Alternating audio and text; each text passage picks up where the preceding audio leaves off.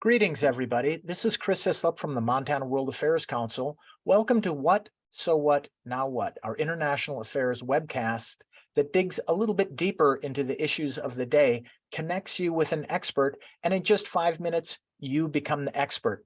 Let me quickly thank our very generous sponsors at the Dennis and Phyllis Washington Foundation, Allegiance, Stockman Bank, and Clearwater Credit Union, who help us bring this and so many more programs to you. Now I'd like to welcome today's guest. Susan Burk is an independent consultant specializing on issues related to the international nuclear non-proliferation regime. She's a retired senior executive whose last position was as President Obama's special representative for nuclear non-proliferation.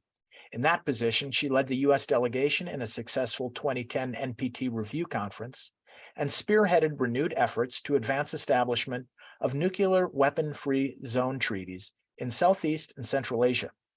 Throughout her government career, Susan worked to advance the U.S. government's non-proliferation, arms control, and counterterrorism agendas in the Office of the Secretary of Defense, the U.S. Arms Control and Disarmament Agency, and the Department of State. Welcome, Susan. How are you doing? I'm doing very well, and it's a real pleasure and an honor to be with you today. Susan, we are reading worrisome accounts of Russian suspension of the New START. Could you tell us what that means? Well, let me just tell you what happened. President Biden, made a trip to Kyiv, which surprised everybody. And shortly after, President Putin announced that Russia was suspending cooperation with the New START treaty. And this is the last remaining bilateral nuclear arms reduction treaty that exists that covers both states' nuclear arsenals. I would note that he said that they were suspending the treaty, its implementation, but not withdrawing. That's the one sliver of silver lining here, but it's a very small sliver. This measure was really condemned by Secretary Blinken, President Biden, and the government and non-government experts that I've been talking to and listening to have basically, they're united in the view that this is a Russian ploy to try to throw the U.S. off its game of supporting Ukraine. And that's what it seems to be intended to do. But U.S. officials are making very clear that U.S. support for Ukraine is unwavering, as is their commitment to pursue further nuclear arms control measures. So we now have a treaty that has been suspended on the Russian side.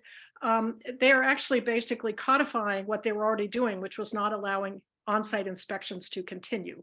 So they were found to be in non-compliance with that on that provision, and now they've sort of codified their non-compliance.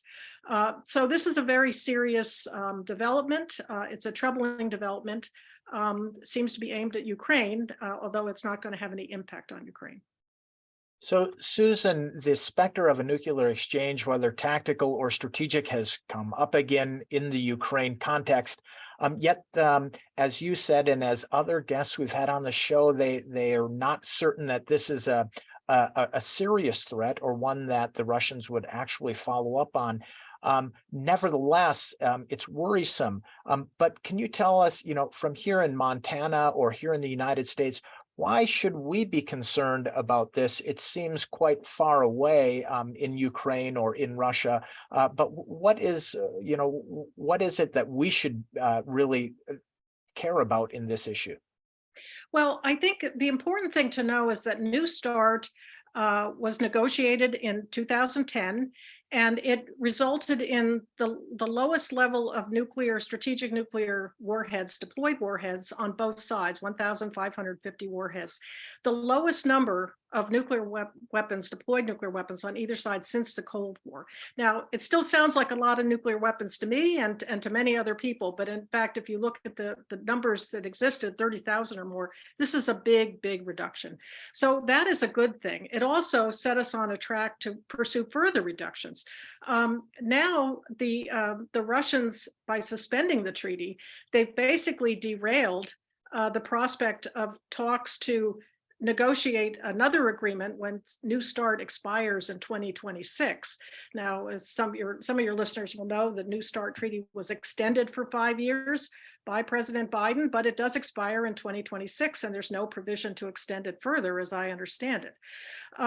So the nuclear saber rattling is also something that has had a lot of us experts very unsettled, because it's the first time that this has been done in such a an open way. I mean, threatening nuclear use, implying nuclear use, and then it's explicitly suggesting that the nuclear weapons were there to be used if things went south with Ukraine.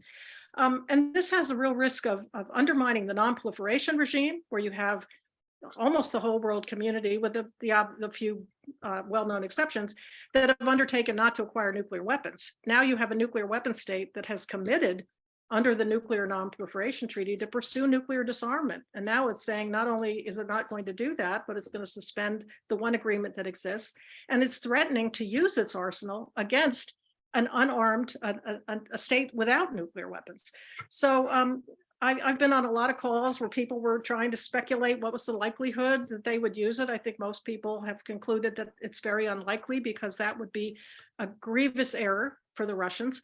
At the same time, they continue to make these statements. And I think Dmitry Medvedev just recently made a statement about nuclear weapons are there as a last resort if it looks like they're needed to finish up the issue in Ukraine. This is just such irresponsible behavior and rhetoric, and I think it really it's the first time that we've seen this kind of thing, and so it's very unsettling for a lot of countries.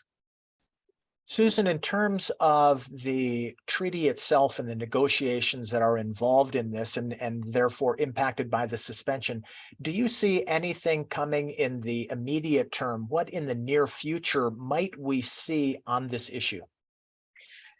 You know, I try to be an optimist at heart when it comes to nuclear weapons. Spent my career trying to look on the bright side, but I'm not seeing a bright side right now. I have to be very honest. I don't see anything in the near term.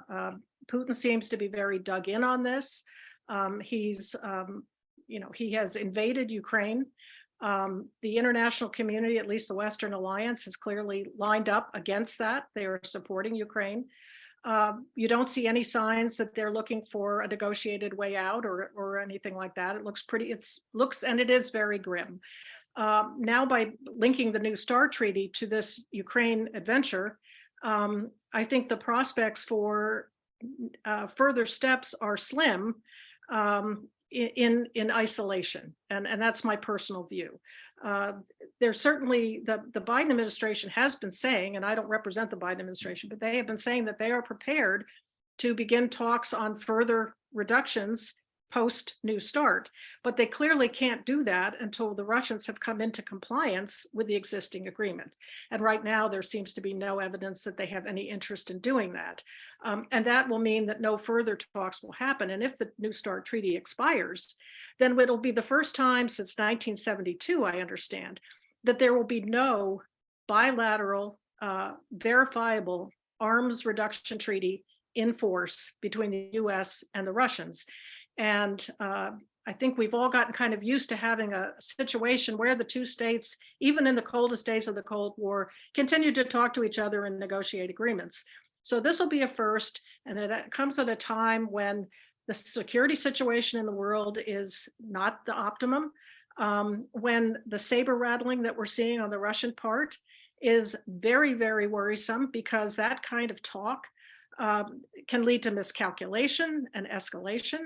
I think for those of us who work to see the nuclear weapons reduced and non-proliferation regime strengthened, we realize it's kind of like gaining weight. You know, it takes a long time to gain it, but it's really hard to take it off. And I think what we're seeing is kind of the reverse. It takes a long time to get to the point where you've achieved some level of stability, but boy, you can roll that back very quickly. And I'm not saying that we're doing that now, but I think there's a risk of that happening if something doesn't break. Well, it is dangerous and tricky times, especially on this issue, but thank you so much for helping us understand the issue better, highlighting those risks for us, and bringing home how this affects us here in Montana and across the United States.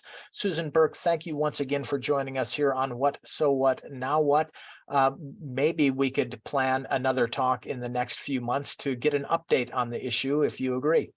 I would love that. And thank you so much to the Montana World Affairs Council for what you're doing to bring this important information to the citizens of Montana.